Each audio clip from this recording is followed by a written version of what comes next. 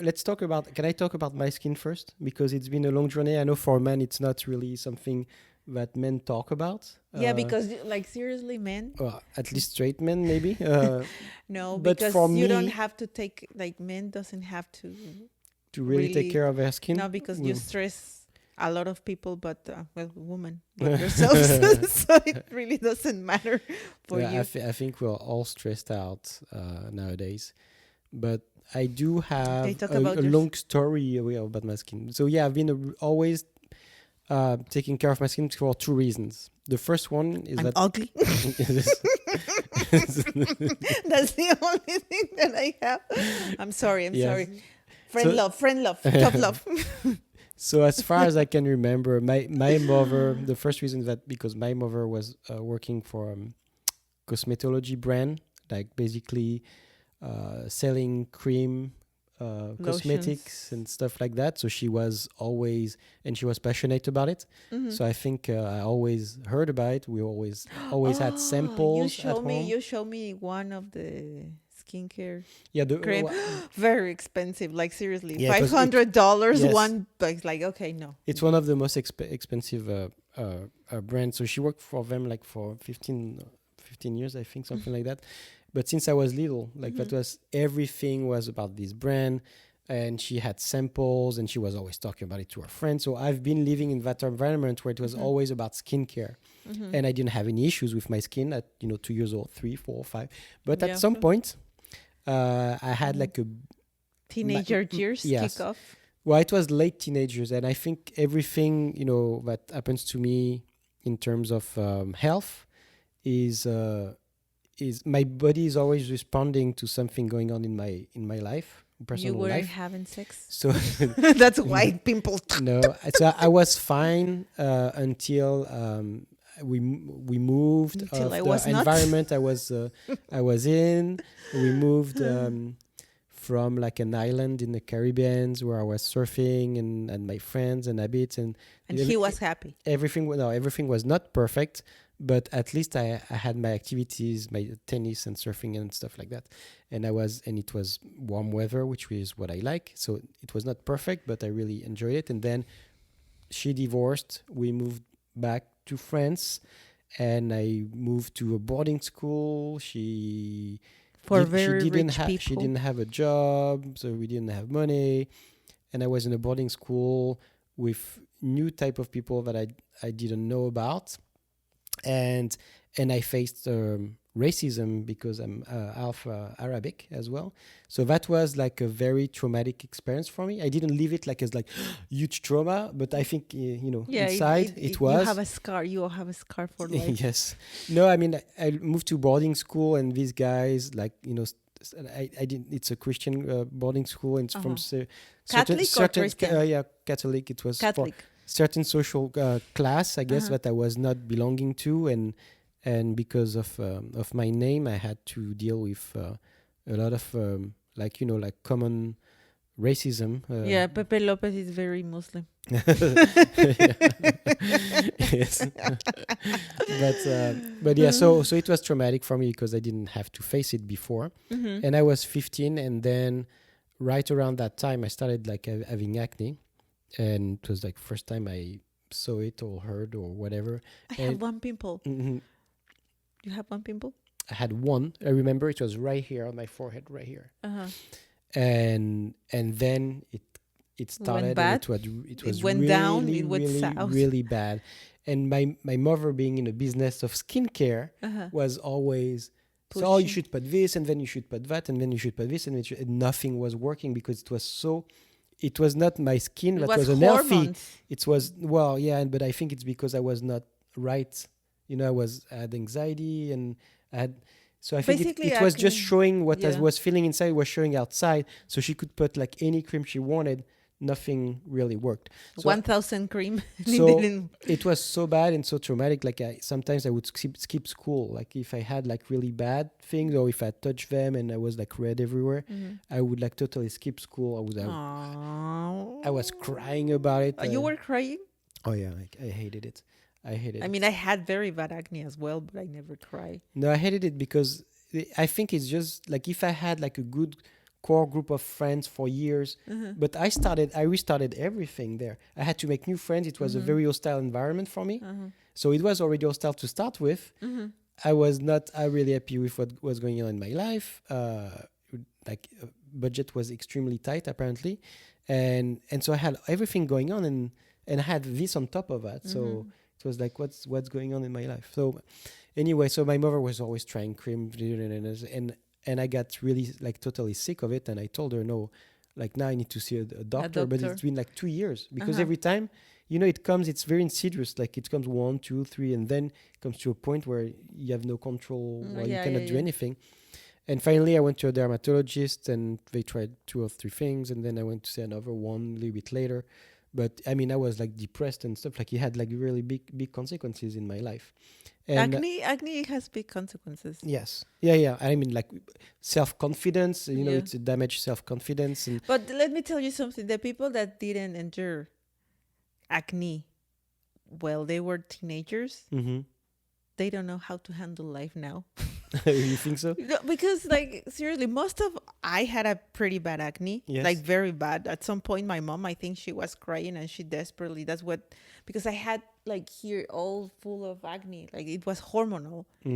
And I wasn't paying, or for me it wasn't a big deal, but for my mom it was. And she took me to a very luxurious store, and she bought I think it was Christian Dior. It was very expensive, and the very next day these are not medicine. Yeah, and I know, cream. I know. Until and as you like, until we went to a doctor. It's like, you don't need anything else but this. And I remember it was a cream that I needed to put on the fridge, and I needed to use twice a day, and morning and night. It was basically burning your layer. Yeah, I don't remember, but that's the only thing that worked. But acne, it's really now. I mean, my daughter, she's very young to suffer acne, but she does, and it doesn't matter. Most of the dermatologists said that it's not because of what you eat. Most of them, it's basically because the skin is your barrier, right, from the pollution and everything, and your body. So that's the filter. So that's why you have to take care. I mean, I know at some point I think it's not true at all, because I think it's what you eat, right? The acne.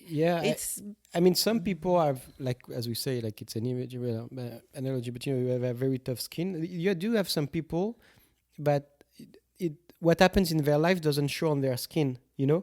Like you can hear. Well, like I'm always surprised when you see very like famous or celebrities that are usually good looking. They take care of themselves. And then you hear that somebody died, they was an alcoholic for the past 10 years, or was on drugs or stuff like that. It doesn't show on your skin. Oh, well, talking about that, sorry. Yeah. Continue. But okay, just like, how do you say, like parentheses? Like Jennifer Lopez launched her skincare. Yes. Like 2 or 3 weeks ago, and she received a backlash from all dermatologists and influencers, because she was saying that all that she needed for having that glowing skin was olive oil. And everyone's like, what are you talking about? You have that skin because you have the money to go and put Botox, put all the fillers and all the things that you need to have that skin, not olive oil. And by the way, never put food on your face.